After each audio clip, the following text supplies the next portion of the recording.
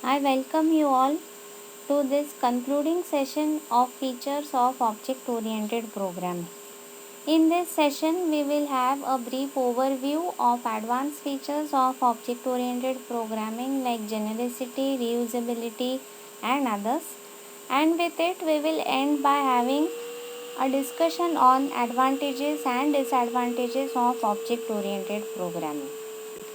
So, let's start with genericity. In the previous lecture, we have seen inheritance property. The inheritance property follows a is a relationship.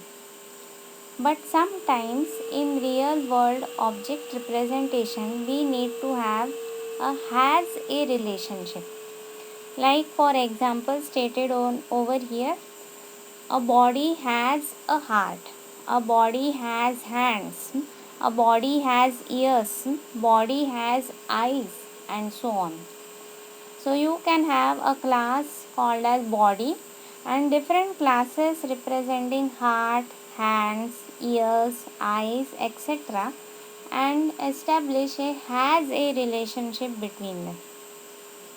Or to be more practical, a car has wheels, car has brakes, car has gears, and so on. So you can have classes representing each of these and establish has a relationship between them. So that is has a relationship. In software development at the design phase, you need to decide whether the classes is having a is a relationship or a has a relationship and can be represented appropriately, but even though it follows genericity, the basic principles of inheritance need to be used while programming. So this was genericity. Now let's move forward with reusability.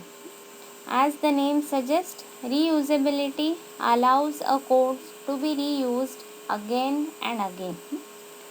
This reusability in object oriented programming is provided by its other basic functionalities of inheritance, polymorphism, and genericity. This reusability is a great advantage of object oriented programming where you can define a function or define a class and can reuse the whole class or can reuse its features specifically into some other class by using inheritance, polymorphism, or genericity. The next feature of object oriented programming is abstraction. To understand abstraction in real world, let us consider an actual physical television box or CD player. When we think of a television box, we only imagine television as a medium on which we can view serials or movies or any type of video audio communication.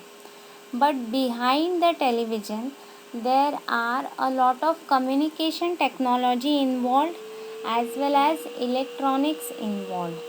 We, as a layman or a user of television, are not aware of any of these electronic and communication medium behind the television box. Same is the case with CD players. We do not know actually how the CD players work, what logic or what technology it uses to save information or to retrieve information from a CD. So this is abstraction. Similarly, in object oriented programming, whenever we look at a class, we do not know which of the classes it is inheriting or which of the features it is using and from which classes or which of the features of its own are it's using. Let us consider, suppose we are using a banking application which is built using object oriented programming. While performing online banking transactions, we need not worry about what are the classes involved, what type of polymorphism is being used, or what abstraction is used or what encapsulation or other genericity or other properties or what variables or what functions are defined. We need not worry any of these details. So this feature is called as abstraction. The next and very much important feature of object oriented programming is encapsulation. Encapsulation is something which brings the data and functions together into a class. So this packing of data and functions into a single component is called as encapsulation. This is a basic feature of object oriented programming, but it can be extended further. When we define inheritance, we can define which properties or which features of the class can be inherited. So that also defines encapsulation. So we can define public level of inheritance, protected or private level of inheritance, and define a separate level of encapsulation or binding between two different classes also, or two or more classes also. So this was encapsulation, and here we have done with all the features of object oriented programming. Now let's go through some of the advantages of object oriented programming. The very first obvious advantage of object oriented programming is reusability, and as we know, due to its features of inheritance, polymorphism and genericity, this reusability has become popular. Security of programs or security of data or security of accessible functions is provided only because of encapsulation. The other programming paradigms like structural or procedural programming paradigm had a drawback that they are not data centered, or they cannot represent real world object. But now by the end of these 5 sessions you might have understood that object oriented programming overcomes these drawbacks by representing real world objects in the given problem domain, and it is more a data centric approach design. There are other advantages of object oriented programming like message passing between objects, or due to all these, the complexity of the software also becomes manageable. Whenever we want to upgrade the software or upgrade a small program or a small system to a larger system, or perform some maintenance on a given application, it becomes very easy in object oriented programming because everything is defined in terms of classes.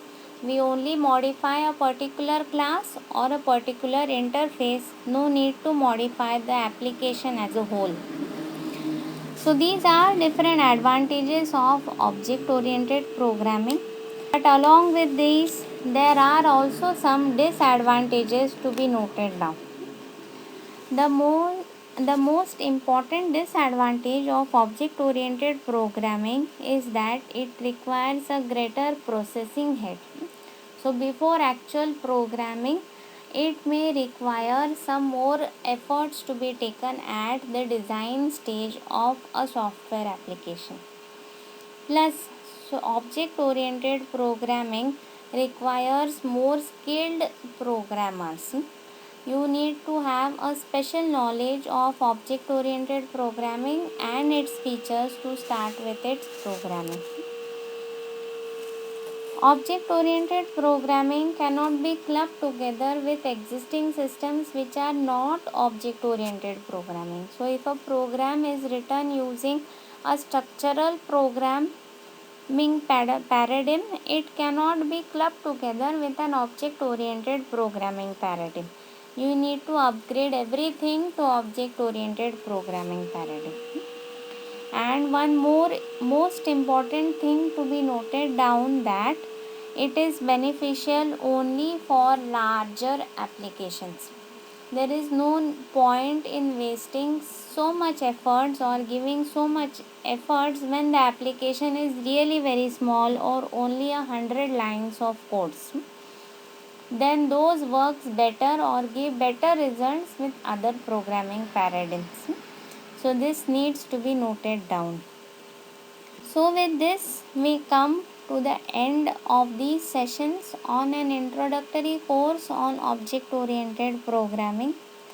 I hope you have had a good knowledge of object oriented programming, and with further practice you can have a good command in software engineering and programming methodologies.